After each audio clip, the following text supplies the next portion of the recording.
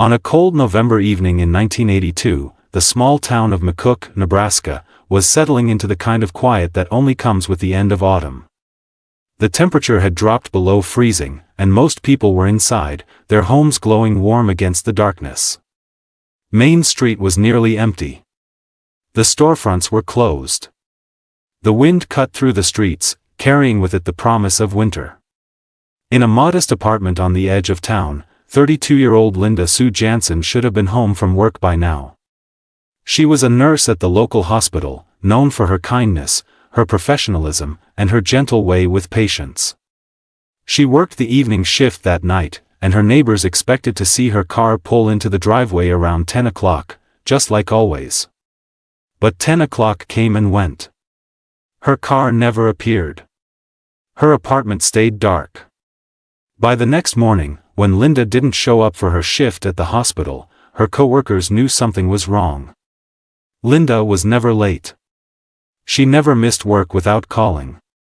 She was dependable, responsible, the kind of person you could set your watch by. And then, on November 14, 1982, Linda's body was found in a wooded area just outside McCook, near the Republican River. She had been strangled. Her car was discovered abandoned a few miles away, the keys still in the ignition. There were no witnesses. No obvious signs of who had done this or why. The town of McCook, Nebraska, population barely 6,000, was shaken to its core. Linda Jansen was one of their own. And now she was gone, taken in the most violent way imaginable. For the next 35 years, her murder would remain unsolved. The investigation would go cold. The evidence would sit in storage, gathering dust. And the person responsible would walk free, living among the same people who mourned Linda, hiding in plain sight. Until 2017, when a breakthrough no one expected would finally bring the truth to light. Before we go any further into what happened to Linda Jansen, I want to ask you to do something. Hit that subscribe button. Turn on your notifications. Because what you're about to hear is the kind of story that doesn't get told enough. The cases that sit in filing cabinets for decades. The families who refuse to stop asking questions. The victims whose names deserve to be remembered, not filed away and forgotten. That's why this channel exists. To make sure these stories are heard. Now, let's go back to 1982, to a small Nebraska town that was about to learn that evil doesn't always come from strangers. Have you ever lived in a place where everyone knows your name?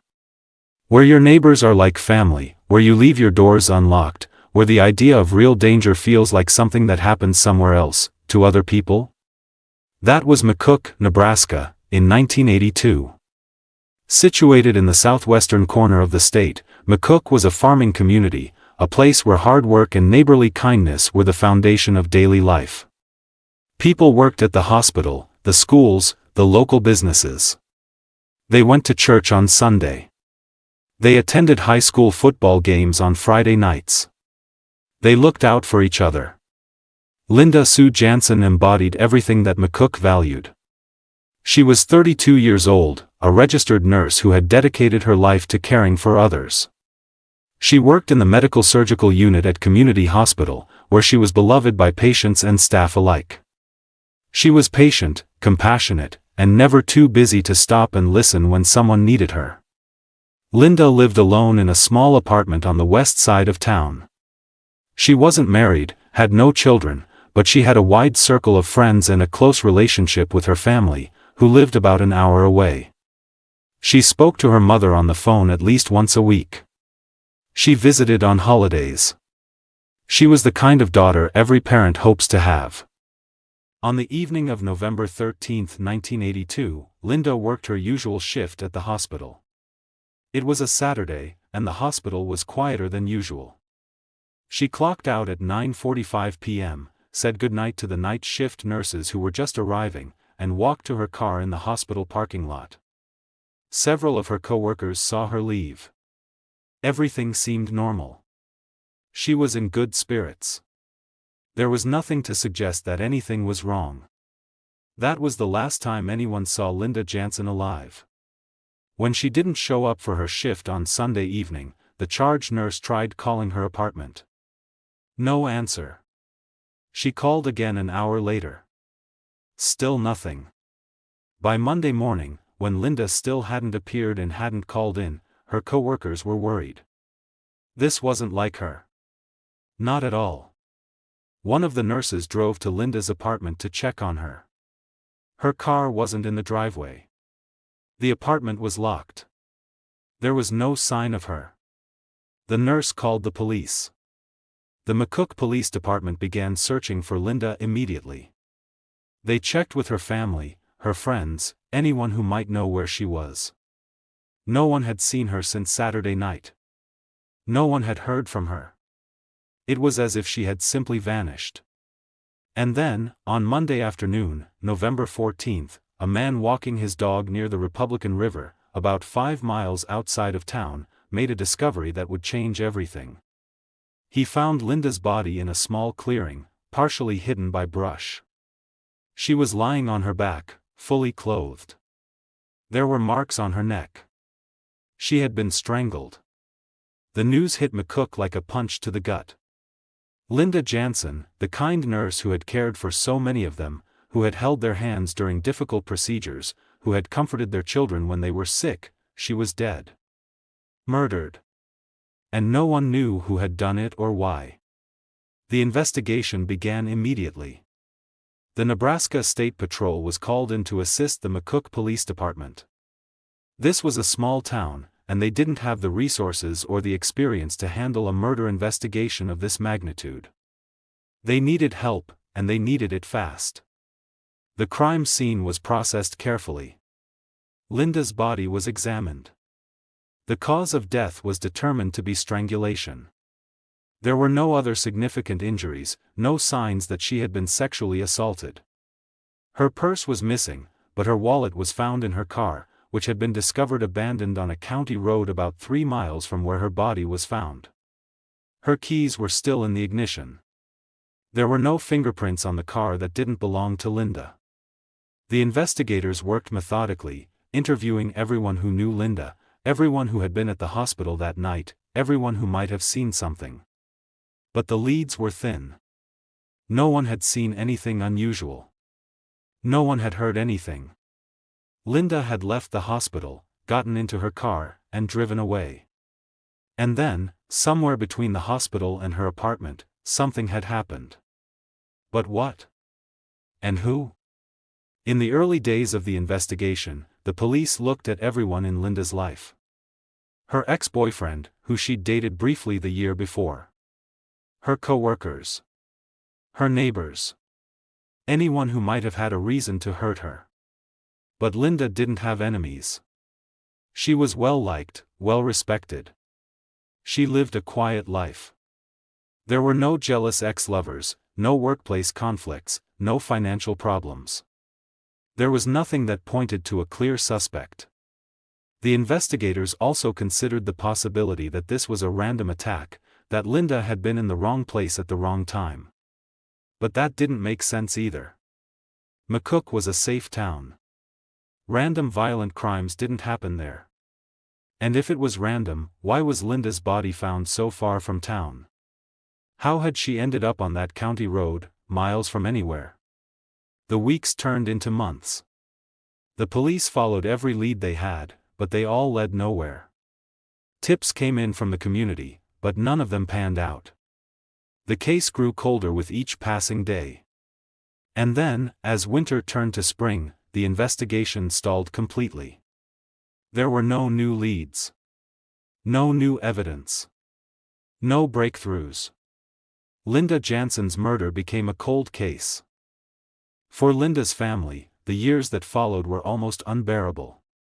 Her mother, her father, her 2 younger sisters, they were left with questions that had no answers. Who had killed Linda? Why? And how could that person still be out there, free, while Linda was gone forever? They held a funeral for Linda in late November 1982. The church was packed. It seemed like the entire town of McCook had come to pay their respects. People spoke about Linda's kindness, her dedication to her work, her gentle spirit. They cried together. They prayed together. And they wondered, quietly, if they would ever know the truth. In the months and years that followed, Linda's family tried to move forward with their lives. But how do you move forward when the person who killed your daughter, your sister, is still out there? How do you find peace when there are no answers, no justice, no closure? Linda's mother became an advocate for cold case victims. She wrote letters to the Nebraska State Patrol, asking them not to forget about Linda. She contacted the local newspaper every year on the anniversary of Linda's death, making sure that her daughter's story was told, that people remembered her name. She refused to let Linda be forgotten. But as the years turned into decades, hope began to fade. The case was cold. The evidence was old. The people who had been interviewed in 1982 had moved away, retired, or passed away. The town of McCook slowly returned to normal, though Linda's murder was never far from people's minds. It was the dark shadow that hung over the community, the unspoken tragedy that reminded them that safety was an illusion. And through it all, the person who had killed Linda Jansen remained free. Living their life. Going to work. Perhaps even still living in McCook, walking the same streets, shopping at the same stores, attending the same church services. It's a chilling thought, isn't it? That someone could commit such a terrible crime and then just go on living as if nothing had happened. But that's exactly what happened. For 35 years. In the early 2000s, forensic science began to change the landscape of cold case investigations. DNA analysis, which had been in its infancy in the 1980s, had become a powerful tool for solving crimes that had long ago gone cold. Law enforcement agencies across the country were going back through their old case files, looking for evidence that could be retested with the new technology. In Nebraska, the State Patrol's cold case unit was doing the same thing. They had dozens of unsolved murders on their books, and Linda Jansen's case was one of them. In 2005, they pulled the evidence from storage and began reviewing it. There wasn't much: some clothing, some biological samples taken from Linda's body, and a few items collected from her car. But it was enough. The biological evidence was sent to a lab for DNA testing. The technology had advanced significantly since 1982, and the lab was able to extract a DNA profile from the samples. It was a male profile, and it didn't match anyone in the system at the time. So the profile was entered into CODIS, the National DNA Database, in the hope that someday, it might match someone. And then, they waited. For 12 more years, Linda Jansen's case sat in that database, waiting for a match. The investigators who had worked on the case in 1982 had long since retired. New detectives had taken over, and they reviewed the file periodically, but there were no new leads. No new suspects. Just a DNA profile sitting in a database, waiting for its moment. And then, in the spring of 2017, that moment finally came. The call came into the Nebraska State Patrol's cold case unit on a Tuesday morning in April 2017. A DNA match had been found in CODIS. The profile from Linda Jansen's case had matched someone in the system. After 35 years, they finally had a name. The name was Roger Dale Hartman. He was 68 years old, a lifelong resident of McCook, Nebraska. He had been living there in 1982. He had still been living there in 2017. He'd been there the whole time, for all those years, going about his life while Linda's family waited for justice. Roger Hartman was not a stranger to Linda. He had known her. They weren't close friends, but in a town as small as McCook, everyone knew everyone, at least by sight. Roger worked at the local grain elevator in 1982. He was married, had 2 children, and by all outward appearances, he was just another member of the community. But the DNA didn't lie.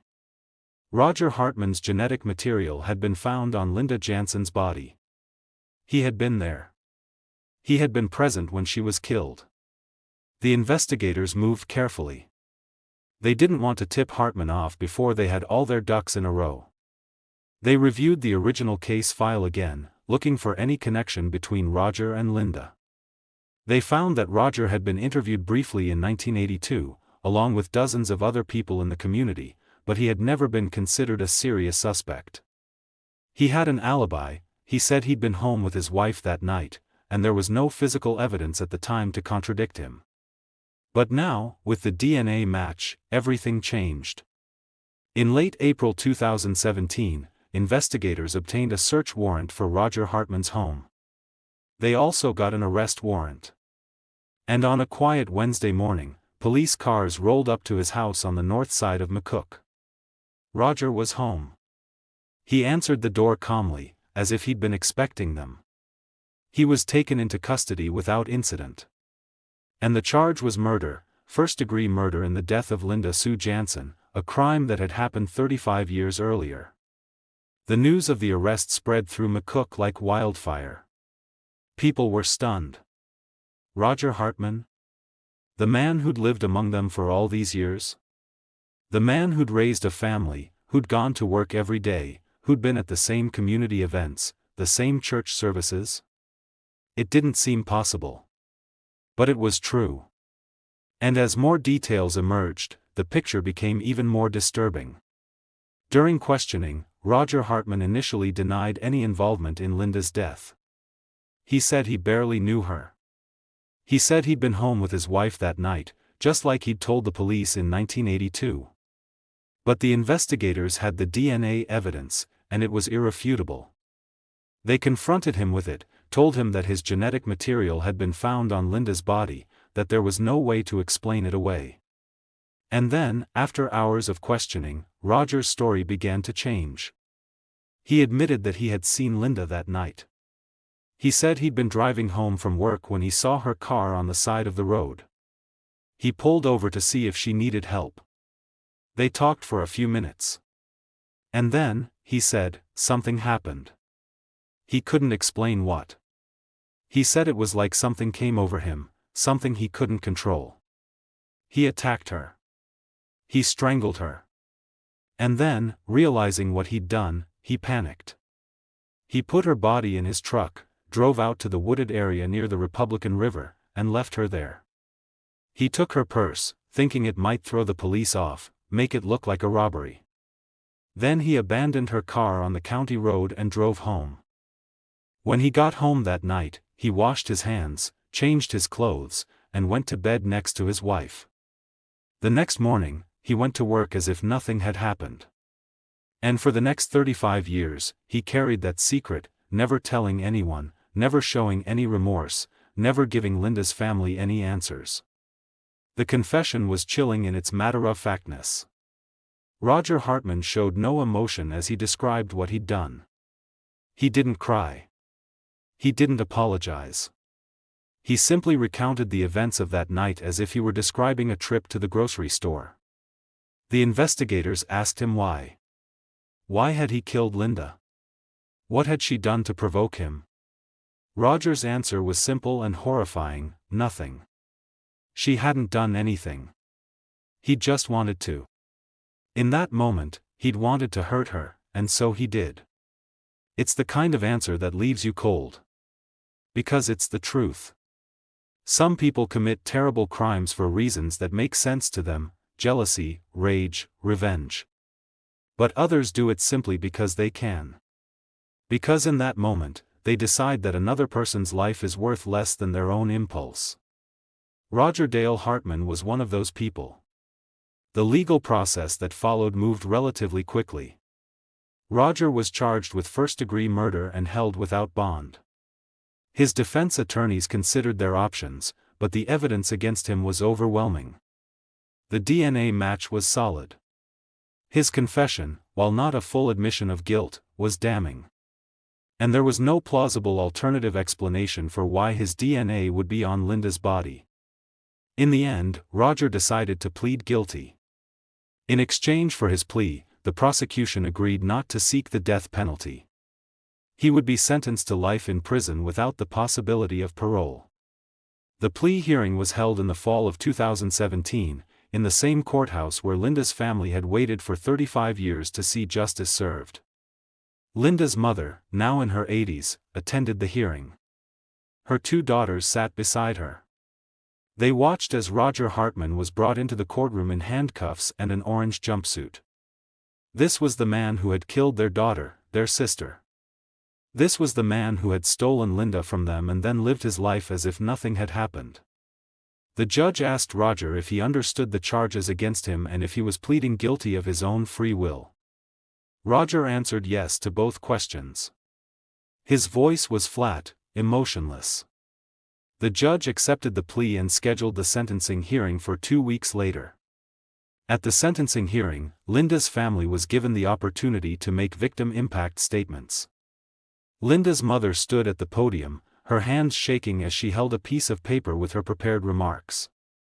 She spoke about Linda's kindness, her dedication to helping others, her gentle spirit.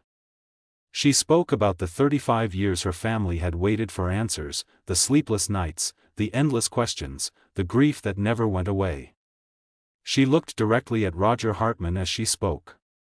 He sat at the defense table, staring straight ahead, his face expressionless.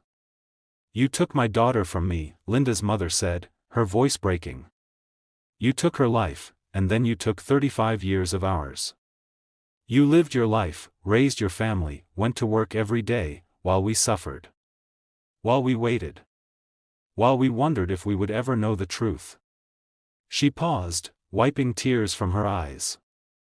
"I forgive you," she said quietly. "Not for you. But for me. Because I refuse to let you take anything else from me. You've taken enough." Linda's sisters also spoke, each describing the sister they had lost and the hole her death had left in their lives. They spoke about missed holidays, missed milestones, the nieces and nephews who would never know their Aunt Linda. They spoke about the pain of living with unanswered questions for so long, and the bittersweet relief of finally knowing the truth. When they were finished, the judge turned to Roger Hartman and asked if he had anything to say. Roger stood slowly, his attorney beside him. He cleared his throat. "I'm sorry," he said quietly. "I wish I could take it back. But I can't." That was all he said. No explanation. No real remorse. Just a hollow apology that felt more like an obligation than a genuine expression of regret. The judge sentenced Roger Dale Hartman to life in prison without the possibility of parole. He would spend the rest of his days behind bars, never again walking the streets of McCook, never again living the lie he had lived for 35 years. As Roger was led out of the courtroom, Linda's mother sat quietly, her daughters on either side of her.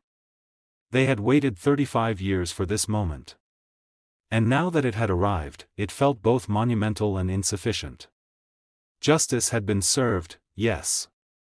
But Linda was still gone. And no amount of justice could bring her back. The resolution of Linda Jansen's case sent ripples through McCook and beyond. For the residents of the town, Roger Hartman's arrest and conviction was a shock that took a long time to process. He had been one of them.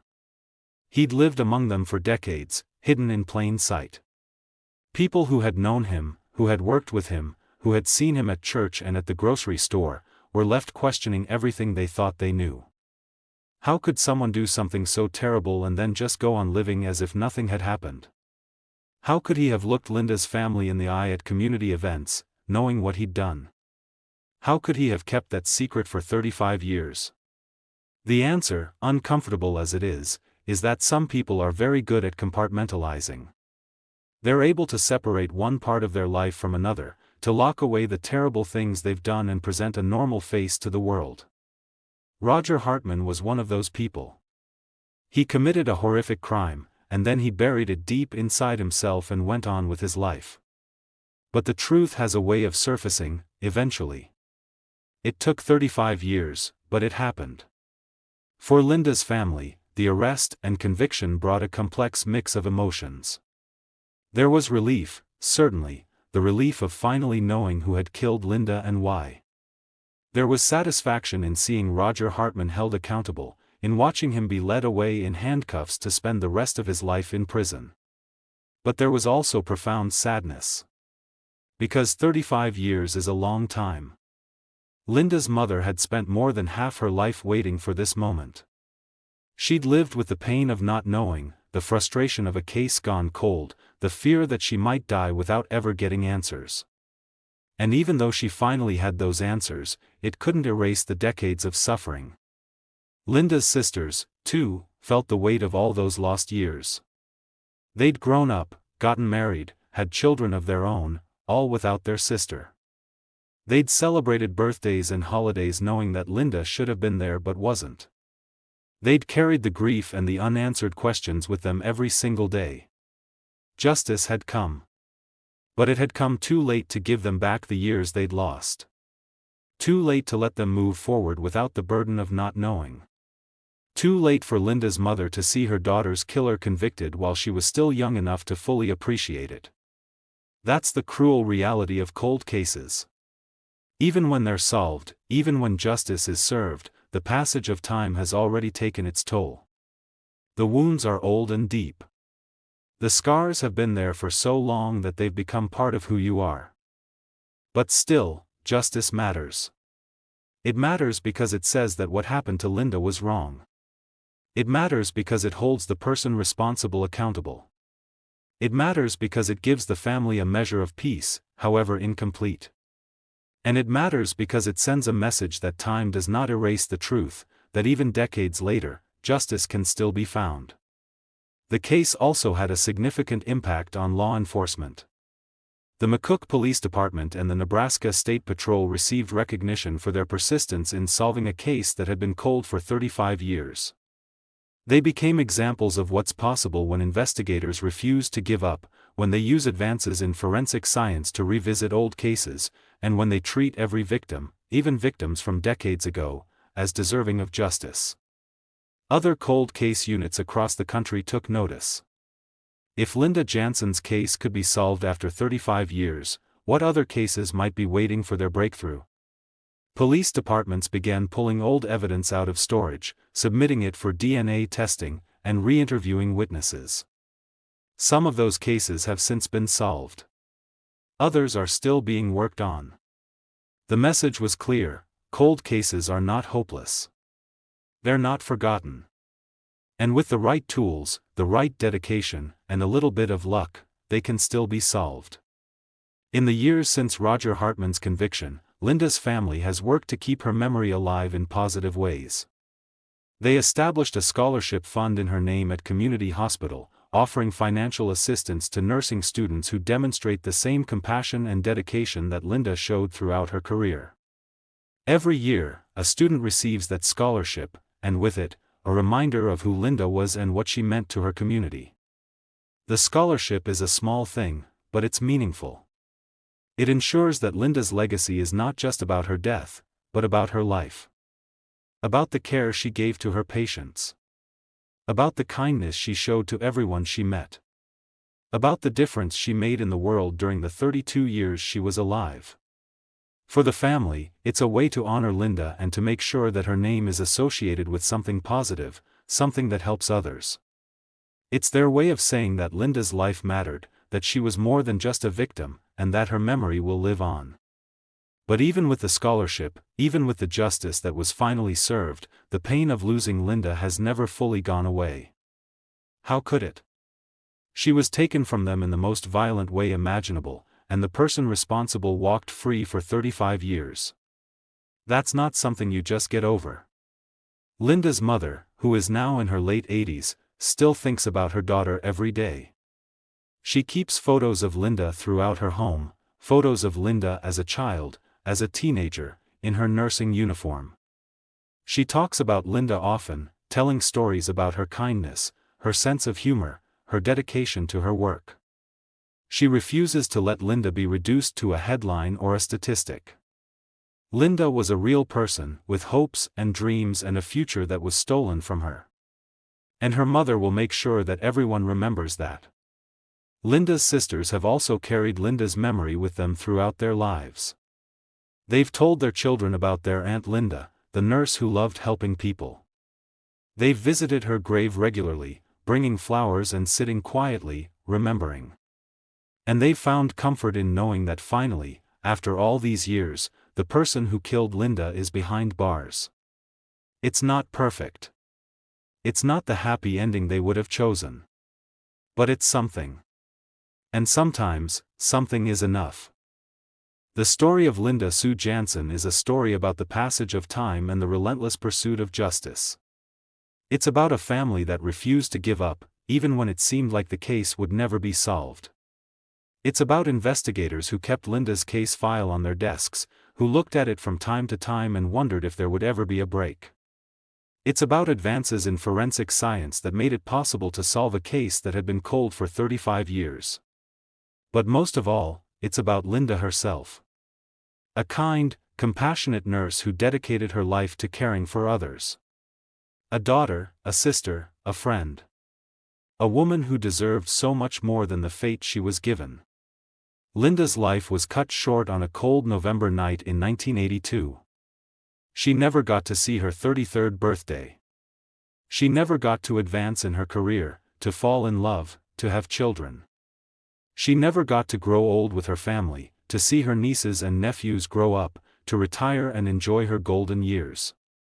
All of that was taken from her by Roger Dale Hartman, a man who decided in a moment of violence that his impulse mattered more than her life. But Linda's story didn't end on that November night. It continued, carried forward by the people who loved her, by the investigators who refused to let her case go cold, by the community that never forgot her name. And in 2017, 35 years after her death, Linda finally got the justice she deserved. It took too long. Far, far too long. But it happened. Today, if you visit McCook, Nebraska, you'll find a town that still remembers Linda Jansen. There's a small memorial plaque at Community Hospital, dedicated to her memory and her service to the community. Her family still lives in the area, and they're active in keeping Linda's story alive. They speak to local schools about the importance of speaking up, of reporting suspicious behavior, of supporting cold case investigations. They also work with organizations that support families of cold case victims, offering advice, comfort, and solidarity to others who are still waiting for answers. Because they know what it's like to wait. They know the pain of living with unanswered questions. And they want to help others navigate that difficult journey. Linda's grave is in a small cemetery on the outskirts of McCook. Her headstone is simple, bearing her name, her dates of birth and death, and a single line, "Forever caring, forever loved." For 35 years, that grave was a place of unanswered questions and unresolved grief. But now, it's a place of peace. Linda can finally rest, knowing that the person who took her life has been held accountable. Justice came late, but it came. And that matters. It matters to Linda's family. It matters to the community. And it matters to everyone who believes that the truth is worth pursuing, no matter how long it takes. The resolution of Linda Jansen's case is a reminder that time does not erase the truth. That even after decades of silence, of cold leads and dead ends, justice can still be found. It's a reminder that forensic science continues to evolve, that tools we couldn't have imagined in 1982 are now solving cases that seemed impossible to crack. But it's also a reminder of the human cost of these cases. The decades that Linda's family spent waiting for answers. The years of grief, of frustration, of wondering if they would ever know who killed their daughter, their sister. The toll it took on them emotionally, mentally, spiritually. Justice was served in 2017. But those 35 years of waiting can never be given back. That's the reality of cold cases. Even when they're solved, the passage of time has already left its mark. If you're watching this and you have information about a cold case, any cold case, please speak up. Don't assume that what you know isn't important. Don't assume that someone else will come forward. You might be the one person who can make a difference. You might be the one who finally brings justice to a family that has been waiting for years, or even decades, for answers. Because every case matters. Every victim matters. And every family deserves to know the truth. Linda Jansen's family waited 35 years. Some families wait even longer. Some never get answers at all. But cases like Linda's show us that it's possible. That with persistence, with advances in technology, and with people who care enough to keep fighting, cold cases can be solved. It just takes time. And courage. And a refusal to give up. As we close this chapter of Linda's story, I want to speak directly to the families of cold case victims who might be watching this. I know the wait is hard. I know the uncertainty is unbearable. I know that every anniversary, every holiday, every milestone is a reminder of the person you've lost and the answers you still don't have. But don't give up hope. Don't stop asking questions. Don't stop putting pressure on law enforcement to keep working on your case. Because the investigators who solved Linda's case after 35 years are proof that it's possible. That the truth can still come to light. That justice can still be served, even decades later. It might take time. It might take longer than you ever imagined. But it can happen. And when it does, it will be because you never stopped believing. Because you never stopped fighting. Because you refused to let your loved one be forgotten. That's the legacy of families like Linda Jansen's. That's what makes these stories so powerful. Not just the fact that justice was eventually served, but the fact that someone cared enough to keep fighting for it, year after year, decade after decade, until the truth finally came to light. Linda Sue Jansen was 32 years old when she was murdered. She never got to see her 33rd birthday. She never got to advance in her nursing career, to mentor the next generation of nurses, to retire and enjoy her life. She never got to watch her nieces and nephews grow up, to be there for family gatherings, to grow old with the people she loved. All of that was taken from her on a cold November night in 1982 by a man who decided, in a moment of violence, that his impulse mattered more than her life. But Linda's story didn't end that night. It continued, carried forward by the people who loved her, by the investigators who refused to give up, by the community that never forgot her name. And in 2017, more than 3 decades after her death, Linda finally got the justice she deserved. It took 35 years. That's more than half a lifetime. But it happened. Rest in peace, Linda Sue Jansen. Your kindness touched countless lives. Your dedication to caring for others made your community a better place. And your memory lives on, not just in the hearts of those who loved you, but in the scholarship that bears your name, in the lives of the nursing students you continue to inspire, and in the knowledge that justice, though delayed, was finally served. You will not be forgotten. Thank you for staying with Linda's story until the end. For listening to her life, understanding her loss, and witnessing the long road her family walked to find justice. These cases need people willing to listen, to care, and to remember that behind every file number is a person who mattered. If Linda's story affected you, if it reminded you that silence doesn't have to be permanent and that families deserve closure, then share this video. Tell someone else about Linda. Let them know her name. Because that's how these stories survive. That's how victims stay remembered.